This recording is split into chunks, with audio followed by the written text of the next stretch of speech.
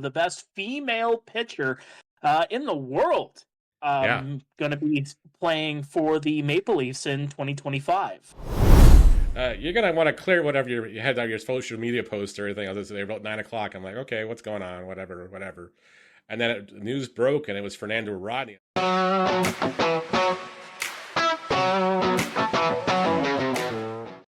Good morning, good afternoon, good evening, good overnight, where or whenever you might be listening. This is the IBL Inside Pitch. My name is Mark Pare, alongside Neil Srivastava. And Neil, this is our maiden voyage on this venture that we're going on. Are we crazy to be doing this?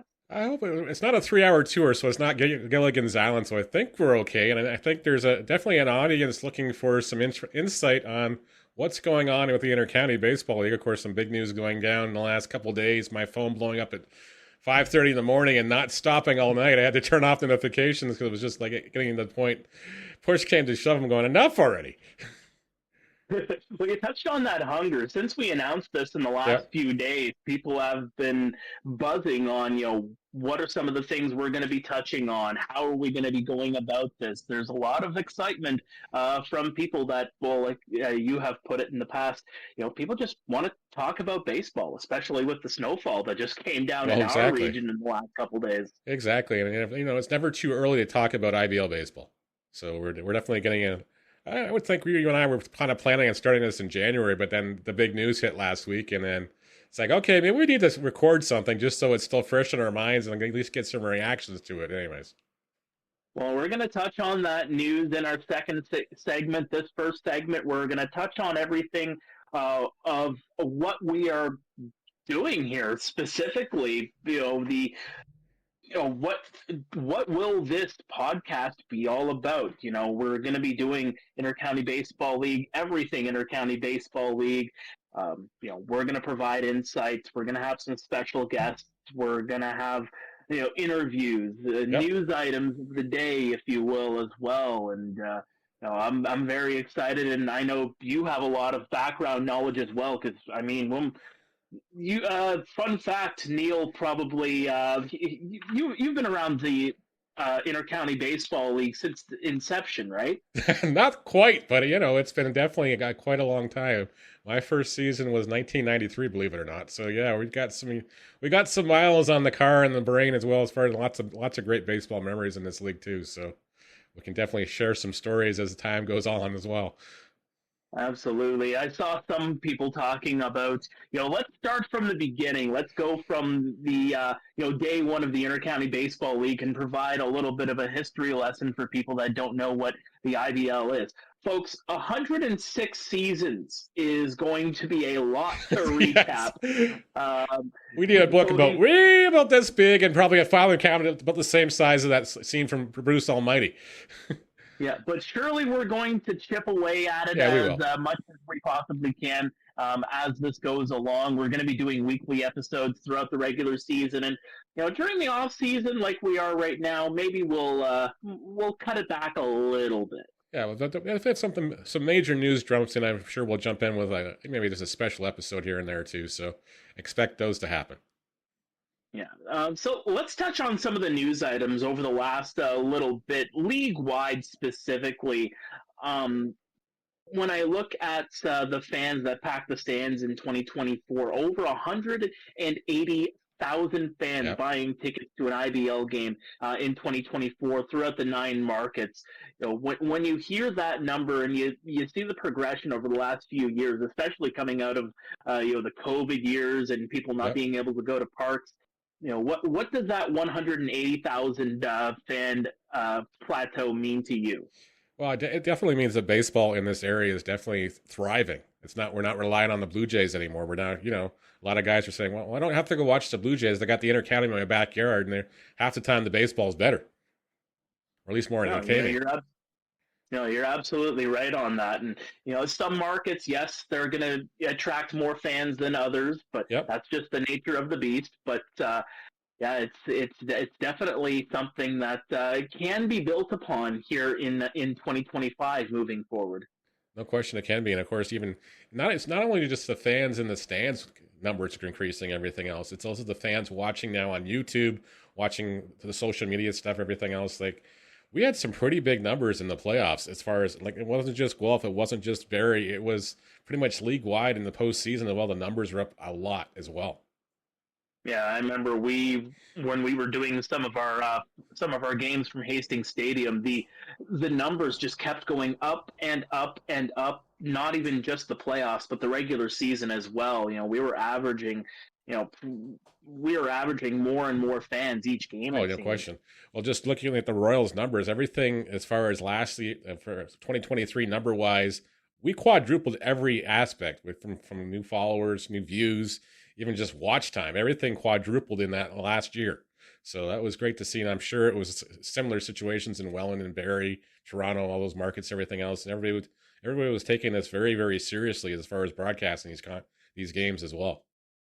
Yeah, and it's going to be a fun time in 2025 as well to increase those numbers even more as more fans get known to the IBL product as it is. And I think one of the big things with 2025, first of all, let's touch on it. 42 games for next year. That is a rule that was not just put in place. They didn't just decide on 42 games here for 2025. Maybe take me into a little bit of insider baseball, if you will, on just what 2025 is with 42 games. So going back 3 years ago, so actually, yes, this will be the third year. So they voted on it. So they were going to do the 42 game seasons for 3 years, see how it worked and everything else. And of course, last year with Chatham Kent and everything else, they were hoping to increase it, but they looked through the league minutes and everything else and go, well, okay, you voted on this thing 2 years ago, so we can't change it. We're set in stone for this year. So maybe after this season, maybe we'll have a 10th team. You never know. That could be one of those things that could happen too. So, but it's not going to happen for next year. So we're looking like at an unbalanced 42 game schedule yet again. So Herb Morrell is going to have his work cut out from putting that schedule together, which is probably going to be dropping sometime in January, I would expect. I swear, that man is busy 12 months of the year. I don't know how he sleeps. I just don't know. Well, he's like Chuck Norris. Maybe he doesn't sleep. He just waits. Maybe he just waits. Love you, Herbie. We ran into him during the IBL final at Hastings back in September. Feels so long ago already. I know it does. It's only been a couple of months. It's crazy. It has been, yes. And it's just, it's just like we get to that. I usually call it my 3 day mourning period after the season's over. Everybody knows to stay clear of me, but it was just like, you know what? I was so busy. It was like, didn't have time to mourn. Just wanted to go do something else. I felt a little bit of a hangover too from it. I only had about 2 weeks to prepare for the OHL season in Guelph, but that 2 week lull where I wasn't really doing anything, it hit me. I'll tell you that much. Yeah, I can guarantee it did. And it's just, it's because you put all that effort and everything else, and you get to the postseason, and of course, then Guelph reached the finals. So it was like, okay, we haven't been on this thing for 20 years. So it was like, okay, this is different. And then the Barrie Baycats, hey, tip to their caps. They came out, they took their lumps the year before in the finals, and they just seem to have that resurgence. And you talking to these guys now, even these guys are already eager for 25 and maybe a chance to run it back. So, but we'll get into that a little bit later on too. Absolutely. For now, one of the other things moving into 2025, a big thing, and it'll play part and parcel with some of the news that come out team per team, but the fifth import is going to be able to be put into the lineups in all 9 IBL markets. How big is that? That is huge. If you think about it, you're okay. Usually you would wind up with, when you had the 4, you'd have 3 pitchers and probably a position player or a catcher, somebody that could help with a little more pop in your lineup. But now you've got that opportunity. You're going to get a 4-man rotation in there, plus get that utter bat you need so desperately into your rotation, into your lineup now. No, I absolutely agree with that. And, all teams, they utilize those imports. We all know that. And they definitely do. Many of those imports turn out to be some of the best players in the IBL. Some MVP awards, some playoff MVP awards, some MVP candidates. It's definitely prominent in all 9 markets. That's for sure. It definitely is. And it's just a matter of, if you're the general manager and everything else and ownership, you're going, okay, well, where can we find this 5th body that's going to come in and be that difference in our lineup. Yeah, and each team is different too. I mean, Kitchener, for example, they have their long-standing standing relationship with the Cuban national team, and bring in Cuban players year after year. We saw Guelph, for example, go out and do a camp in Japan and pick up a couple of Japanese players over the last couple of seasons too. And when it comes to imports, I feel like every team has their own system and they utilize it to the best of their ability. Well, they definitely do. And I don't think there's no right way, no wrong way as far as those import spots either, too. So it's just, it's whatever works best for whatever situation they seem to be in. One other thing to touch on, what have you been up to since the season ended? What have I been up since the season's ended? Well, we had gallbladder surgery just 2 weeks ago, actually. Just almost Friday will be 3 weeks post surgery, so that thing's gone. The pain's gone, thankfully. So now we're just adjusting back to normal foods and just some lifestyle changes as far as that stuff goes. So it's good. Feeling good. It's getting there. Feeling much better. I'd imagine it's a slow process. It is. It's not going to be an overnight fix either. So it's just like, okay, you got to retrain yourself. Okay, you can't eat those things. Can't have that thing. No spicy food. What's the spicy food you miss the most? If you miss spicy food. Honestly, since July, I really haven't missed too much of anything. But the kids will get pizza or something like that. The kids will get. Sometimes I'll get chicken wings. It's like, yeah. But even then, it's just like this. I completely off coffee, completely off tea for most of the part since July. So I thought I was going to have to go through caffeine withdrawals or anything, but thankfully, no. Thankfully, everything's been pretty straightforward. I'm really getting sick of celery, but that's beside the point. I would be sick of that too. I'm just utilizing the free media food I get wherever I go in the OHL plate, and hoping that's something relatively healthy. That's so I can try to stay in relative shape. Yeah, well, plus you're at the gym almost every other day, aren't you? Or are you still on that routine, or is it? A few days a week, yeah. I'll go in there, whether it's the morning or after the 9 to 5. But it's a process. I'll tell you that much. It's a process, exactly. So, as far as what the OHL and everything else, do you find yourself with the balance now? Is everything in balance, or is it just kind of still scrambling a little bit as far as now I guess you're almost at the quarter point of the season, or just over almost a quarter point of the season now? The one good thing that I have with all my agreements with the teams that I do games for is that they know where they stand in the pecking order, if you will, right? Like, for example, so my 9 to 5 is working as a news reporter with GuelphToday.com. I have told everybody else that's my number one. If there is anything that comes up from Guelph Today, you guys are on the back burner. I'll find somebody to fill in that position, or we do have backups to the backups, if you will. Doing stuff with the Guelph Storm, that comes second. Beyond that, doing the TV portion on Rogers TV, doing color commentary for them, it's always a blast. Sudbury Wolves, they know that if I am able to make it to their games, whenever they are within this area, then I will do their games, do some color commentary. Shout out David Bone, who's doing a phenomenal job on the road, no matter where he goes in the OHL. Also does some great work at home whenever he is needed on Eastlink TV up there. Also, Laurier Golden Hawks, the women's hockey team. I'll do some games for them whenever I have the chance. So there's all of these different things that I'm doing, but the great thing is everybody is so cooperative with me, and they know where they fall. They know that I'm going to be honest and upfront with them of, hey, I'm going to be here on this day, I'm going to be here on that day. And they have absolutely no issue with it whatsoever, and they're all so fantastic to work with.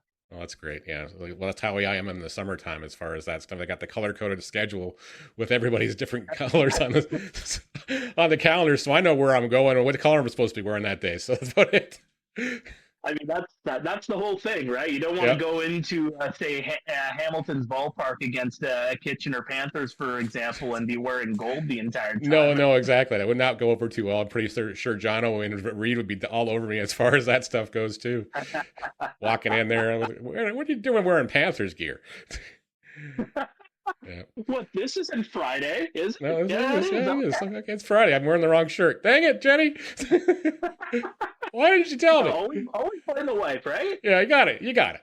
You got it. You got it. No, and it's just Awesome. Well, just to let everybody I'm glad. know. Yeah, Oh, we'll go probably, as far as I know, we're going to be back on Cable 14 Friday nights with Reed and Troy on Mount. I guess it's Mountain Mitsubishi Baseball, unless the sponsors change. But we'll be up there in Hamilton on Friday nights, and then the rest of the schedule hasn't been decided yet. But I think we're definitely going to cut it back a little bit because we have some other commitments that we can't. I don't know if we're allowed to mention them yet, but we'll get into it. We're waiting for an official announcement to come out. When that comes out, then we'll let everybody in on the secret. Oh, I love secrets. Some might say a Christmas gift, if you will, possibly. Yeah, possibly, yes. We'll see. Yeah. Also, shout out to Reader, who got in to do a couple of AHL games over the last couple of weeks. That was so great to see. I flipped on the TV, and there he was. I was like, wait, that's Reed Duffy. That was right. Doing some stuff with the San Jose Barracuda in the AHL when they were in Toronto to take on the Marlies, and this summer too. Maybe I'll infiltrate his broadcast booth again. That was hilarious. Oh, that was so hilarious. We had the poor guy sweating in Hamilton while you're in Brantford, having fun in his box. He's always great. He's so welcoming too. We went into Brantford a couple weeks back when the Wolves were playing in there, and the entire time during the pregame, he had the Ohio State game up on the screen at that point, and just cheering his heart out for the Buckeyes. Yeah. Well, he must not be in a great mood after last weekend's stuff. That's for sure. Yeah, that was a tough one. Michigan. I had money on Ohio State in that game, but Michigan brought it. They definitely did. Did. Absolutely. Well, we're going to go to a quick break. When we come back, we're going to go 1 through 9 alphabetically. Some of the latest news in the IBL from each individual team, if there is any news to touch on. But either way, stay with us. We'll be back after this. Season's greetings. This is Mark Pare from the IBL Inside Pitch. Help us out this holiday season by sponsoring the IBL Inside Pitch, whether it's to sponsor a segment or to fill in this space where this advertisement is reaching you right now, wherever you might be taking this in. You can reach out to us at any time at iblinsidepitch@gmail.com. Help us out this holiday season, and we'll help you out by providing some ad space. Welcome back to IBL Inside Pitch. He's Neil, I'm Mark, and Neil, let's take a look throughout the IBL and some of the off-season news that have come about throughout some of these teams, and maybe some speculation, if you will, on some teams as well. Let's start with the defending IBL champion Barrie Baycats. And, well, if there's anything we know about those Baycats, they stay busy 12 months of the year. Fresh off winning a championship, they were first out of the gate with signings, and, well, signings galore. My goodness. That what they were. Transactions had. Well, exactly. But this is what they did in the last couple of years, too, is they load up the roster early. Josh Matlow does his homework and gets everything done, and then he's just, okay, now he sits back and waits, and, okay, he'll tweak it more and more as they get closer to the season, but he's got commitments from, I would say, the majority of the core that was back and on that championship run is back already. They're already all committed.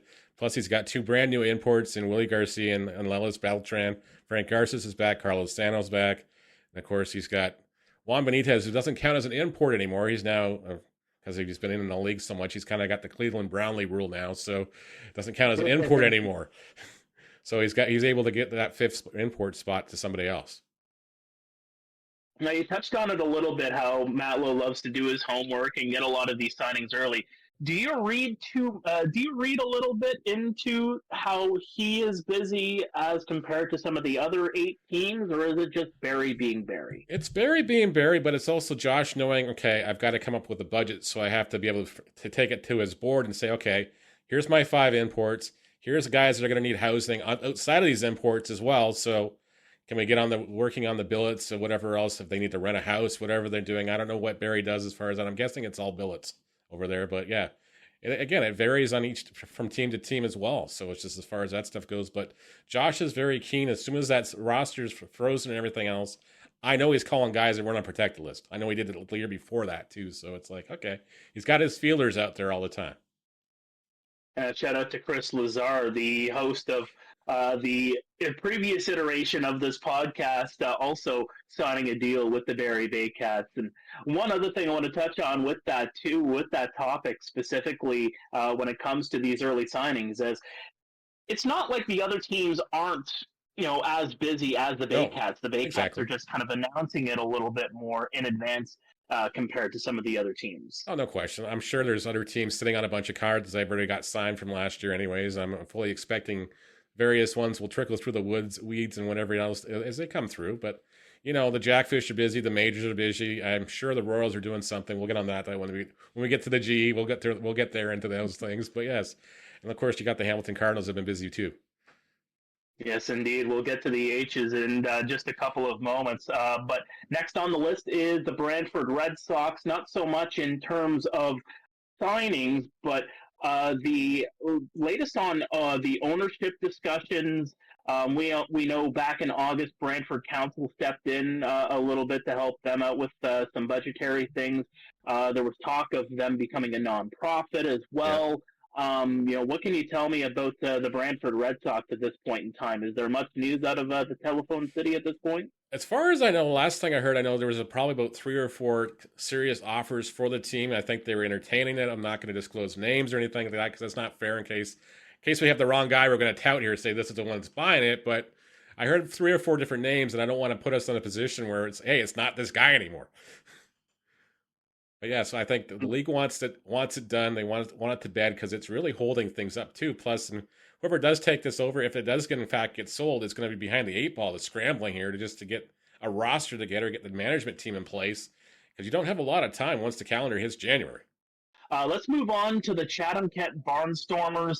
Their second year coming up in 2025, and flat out, the secret's out. The Barnstormers were a threat in 2024.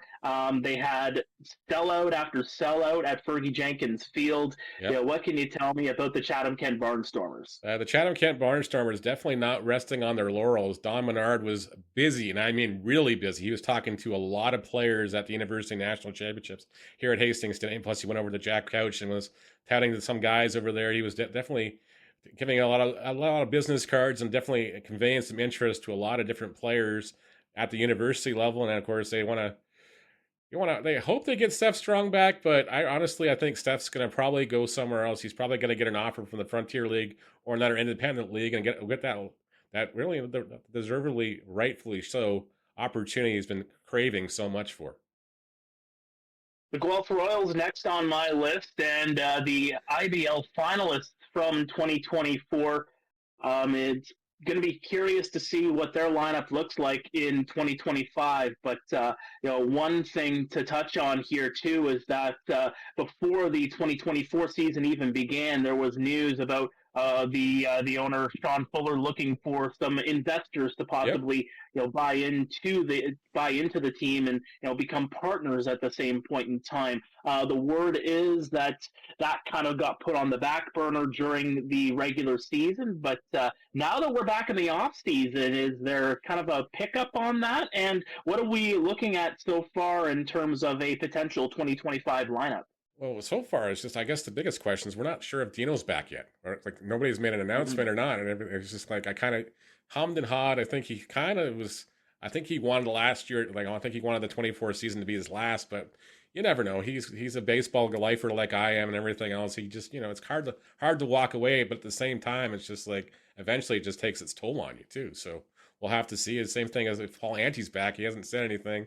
I think he's waiting to see what Dino does as far as that stuff goes. And then if you look, like you mentioned, ownership looking for some investors, they're not in financial situations or anything like that. It's just, I think Sean Fuller was just looking for an opportunity to help, share some of the load here as far as somebody local, because Sean's been doing a long commute from out on the East Coast back into Ontario for his business and everything else. But the family's moved out east now, so it's kind of hard to be in two places at once.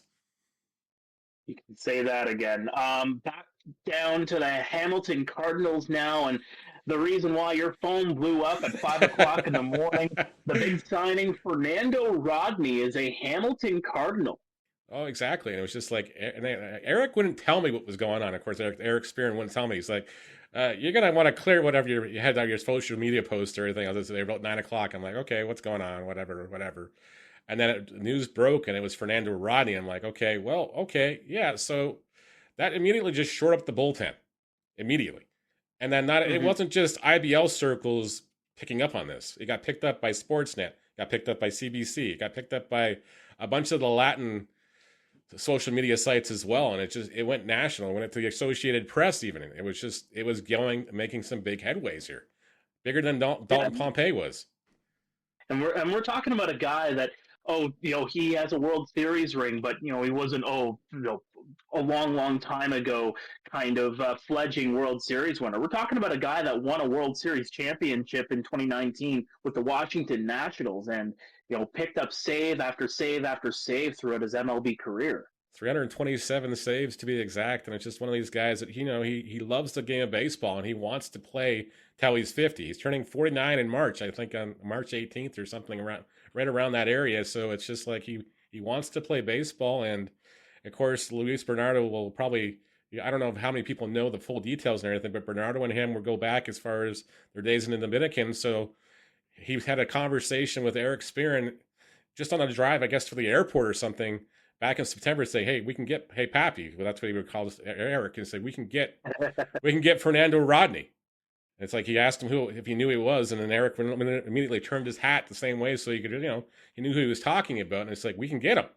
So that started the seeds going and everything else. So then Bernardo worked down there, and of course the Cardinals were down in the Dominican last week doing a tryout camp of their own because they're looking for some arms and some other options as well. So, and it's just worked out as far as that stuff goes. And guys are worried how much he's going to get paid and everything else, but he's going to make the league minimum just like everything else. Just as far as they're going to stick it to the import rules to the T as far as this. Rodney's not playing for money right now. He's playing because he wants to play baseball. He thinks he can be a very impactful player for the Hamilton Cardinals this year.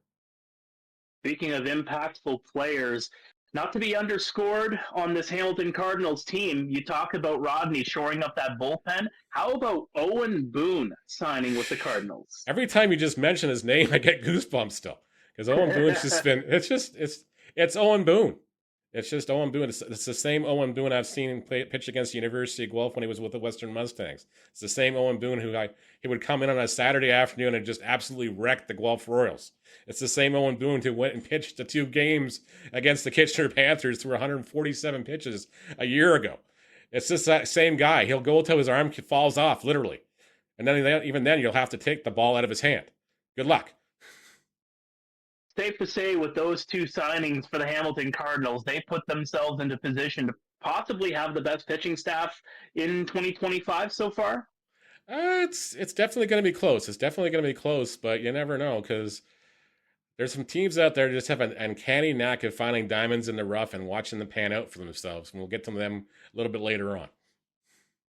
All right, well, we moved down the list, and the Kitchener Panthers, the most recent news I can tell you that General Manager Mike Beamer posting on the fan group for the IBL saying that an ownership announcement seems imminent at this point.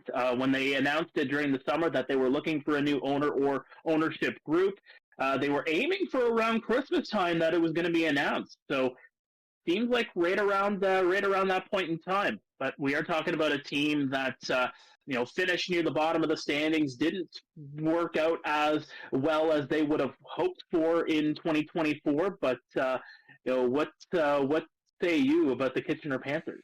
Well, it was a tale of 2 different teams. Like what happened in the 23 off season compared to what transpired in the 24 and everything else. They lost 3 guys that were very, cornerstones of that lineup going into 24. They lost Danny Leader, they lost Liam Wilson.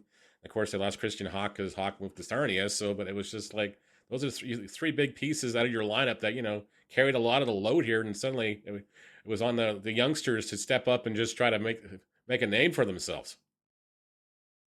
No, absolutely. And, all of these youngsters, part and parcel, these youngsters coming up and, doing some damage, and some unsung heroes making headway too. I mean, you have Raul Gonzalez, yes, but guys like Nick Parsons really had a breakout year.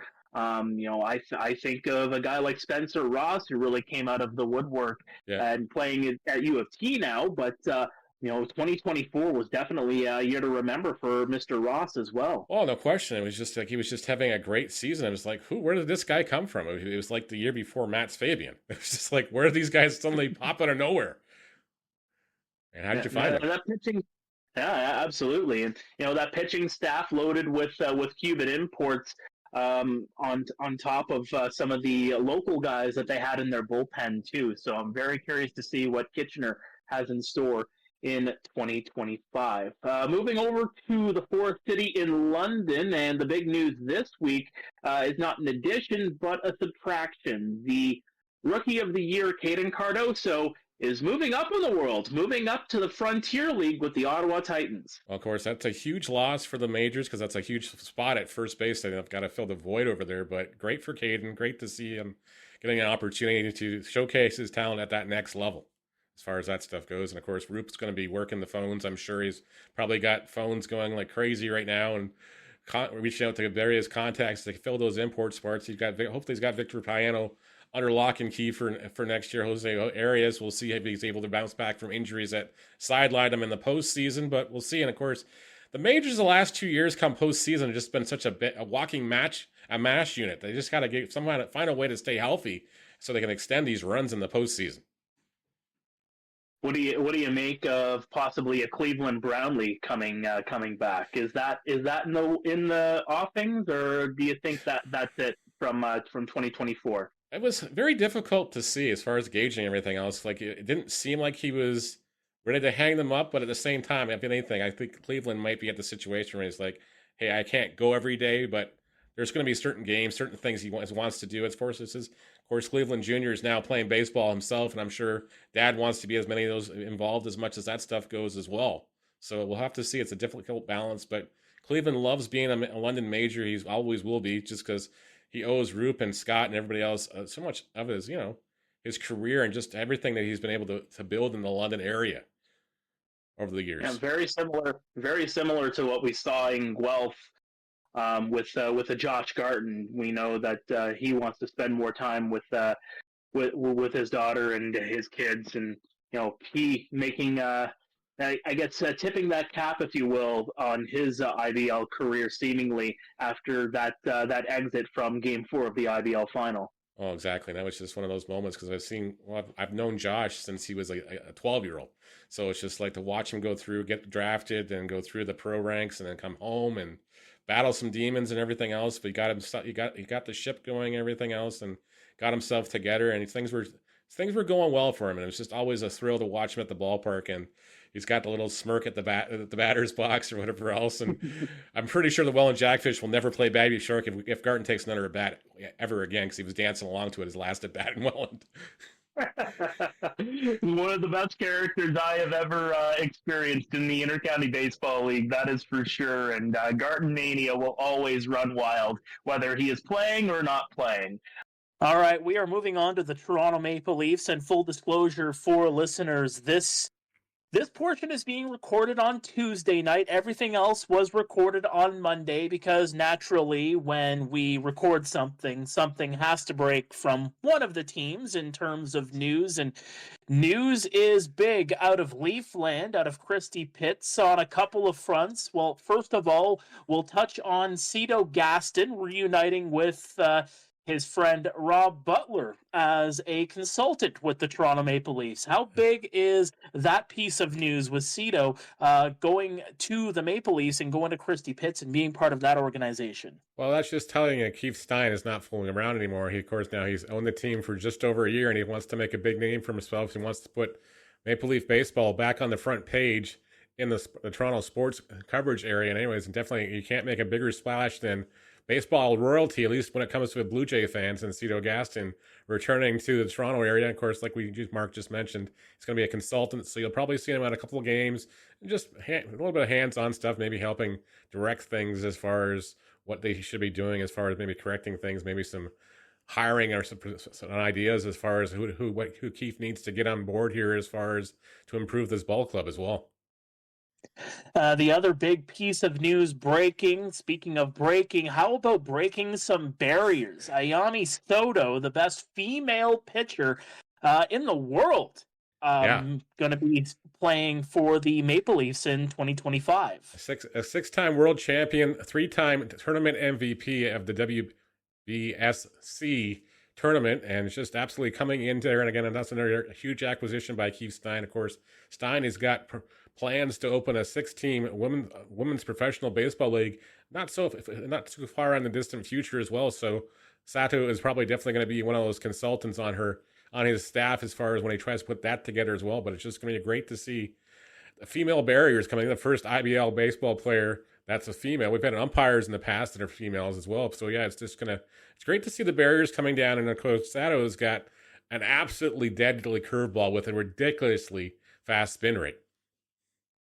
When it comes to this announcement, and of course, being a female, the first female as part of the IBL and its 100-plus year history, where do you see this going in terms of possibly more females entering the IBL, maybe in future years? Well, exactly. You think back to the people that have been playing the women's national teams over the last couple of years and everything else, and it's just like they never got an opportunity. I was always puzzled why nobody ever took a flyer on them, even just to have, hey, come try out for the team, see if you could fit in here or something. But it's just, again, maybe it's just somebody wasn't willing to break the barriers, but it looks like Keith Stein and the Maple Leafs are more than willing to do so. And of course, you can just, the impact of Sato, his career over in Japan is now you got over 125,000 female baseball players playing baseball regularly in Japan. They've actually got a high school loop, which that's why she got involved originally, is she wanted to play on the boys' high school baseball team, but wasn't allowed to. So in college and everything else, she was able to break some barriers down, tried out for the men's team, got herself a pitching coach that taught her that deadly curveball, and she's got the ridiculous spin rate. And she's definitely a great ambassador for the game. And I think this is just going to be huge for the league going forward as well. You can say that again, partner. It's going to be a big thing. Big things happening in Leafland.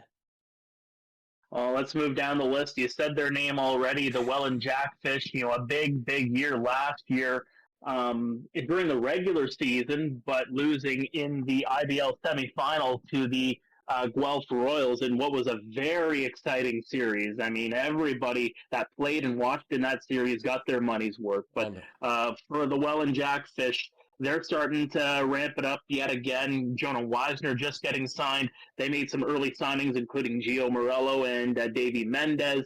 What say you about the Welland Jackfish? Don't count those guys out. The guys in Welland will find a way to restock that pond the best way they can. They love to go with a lot of Canadian talent, and they have a great knack for finding it. Look what they brought in last year, Jake Sanford. He was just removed from being a minor leaguer and everything else. He had some problems off the field, which got him into trouble. But he was a highly touted New York Yankee prospect, and he showed signs of bouncing back out of it this year. I think hit that with that first year back in the Intercounty. I think he's going to put up some pretty scary numbers at the pond next year if he's around for the whole year. Well, this next segment now, beyond the 9 teams, I'm just going to call it the emptying of the grievances, because it's Christmas time. Where's our Festivus poll? Where is our Festivus poll?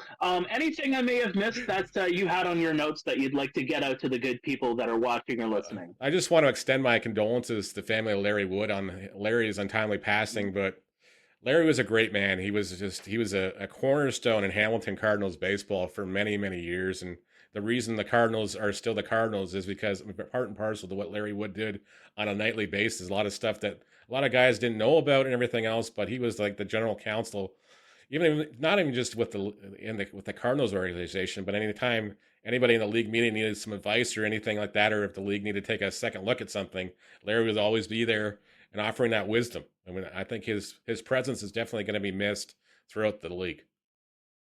Yeah, I can't add much more to that because I didn't know Larry as much as you guys in Hamilton would, but definitely, I definitely send my condolences out to Larry's family and everybody that knew him. And I should mention the airing of grievances, not the emptying of grievances. Yes, I was the thinking airing. of another thing there. It is the airing of grievances. I'm just airing my grievance here for my miscue there. Well, I got a grievance, and that goes to all the teams in the IBL.